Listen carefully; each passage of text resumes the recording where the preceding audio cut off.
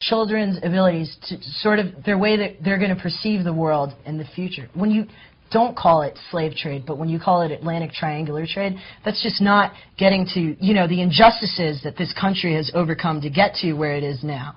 And there's a lot of things that have gone wrong in the past that really do need to be educated to the children because, you know, we are such a great country. We just have to learn truly and veristically, like, how we got there. All right, what you said is true, but let me present you with a quick example. Whatever you read in your history books in school, maybe you read them, you learn it from your teacher, that's great. You go home, and when you talk with your parents and your family members and whoever you know that you trust, they always give you a different spin or a different version of the events. And you know that's true. I know with the O.J. Simpson thing, with the Clinton thing, when everything was happening, I would hear about one thing in school, and I would go home, and when I hear it at home, that's what I would believe.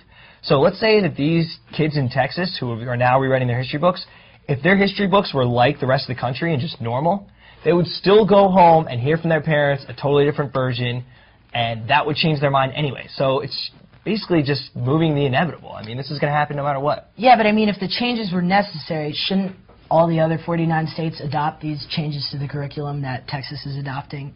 There's just something fishy about it. Very true. I don't like it. Very good point. Moving on to China, which is an emerging economy, topic, and country that we're all going to be hearing about a lot for the next 20 or so years. China, India, Brazil. Those are the big three. I wanted to talk about China. Well, China has a problem with brands. Right. Essentially, they're not getting the money they need because they don't have the patents and the brands. They don't have brands, Rohan, and brands are so important. Like, let me ask you, name a Japanese brand. Sony. Sony. Name a German brand. BMW. And name a Chinese brand. They're just not there. Young something. Yeah. Well, that totally could be one if they want to make it one, but they just haven't done it yet. Yeah. So there's definitely a market there in China. There's a huge advertising market, the fourth largest market in the world. Exactly. There's demand for product. There is a demand for product. They have an emerging middle class. They have an aging senior class, just like we do, the baby boomer generation.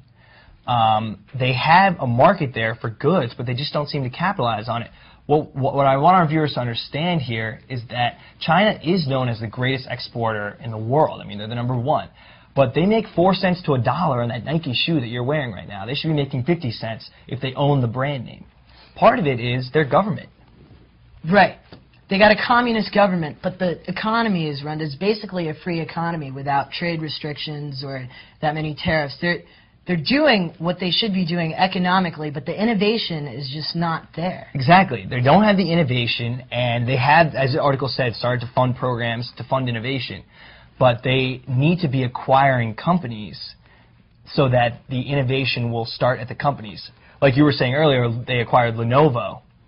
And Lenovo, IBM has a ton of patents. So with that, they can start to get the brand name recognition and start to get the revenue inflow from that. Right, and companies like Apple are taking advantage of the low fixed costs in China to produce there, and they're just benefiting from the cheap cost of labor. Not just Apple. Where China should really start doing things for themselves. You know, as the country with the world's largest GDP, there's so much more room for growth, and branding is so important. Definitely. We wanted to give a couple shout-outs today to people that we think you should know about. 2 events occurred in the month of May that related to Indian Americans at Harvard. Obviously, congratulations to the new batch. Those of you that are watching that got into Harvard, great job. There are 2 people, though, that are really worth noting. The new dean of Harvard Business School, which is the #1 business school in the country, sorry, Warden, you're #2 today, is Nitin Noria. He's a graduate of IIT Bombay. He was a chemical engineer, but then he moved on to HBS. Congratulations. Also, Geeta Gopinath was just appointed as the first tenured Indian American woman to be a professor at Harvard. She's in the economics department. Well done. A huge shout out to Pandit Samir Chatterjee. He's the founder of the Chindayan School of Music. He's played with performers like Ravi Shankar and Pandit Jasraj.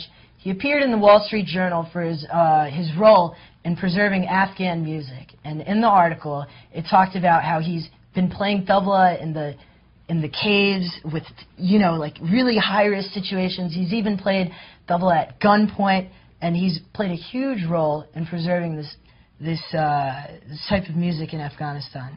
And props to you for doing that. That's an amazing story. Yeah. Lastly, there was a new appointment in the United States government. His name is Neil Katyal. If you all know, Elena Kagan, who was recently nominated for the Supreme Court, vacated a position as Solicitor General, which is essentially the top United States lawyer in the country. Neil Katyal was just appointed to that. She got nominated to the Supreme Court. Maybe he'll be next. That brings us to the conclusion of Morning Blend. We'd like to thank our viewers for joining us today. And obviously, we'd like to invite you to send us suggestions or comments to darshan@darshantv.com. We'll be on all summer, so we look forward to seeing you. Enjoy the long weekend. See you at the beach.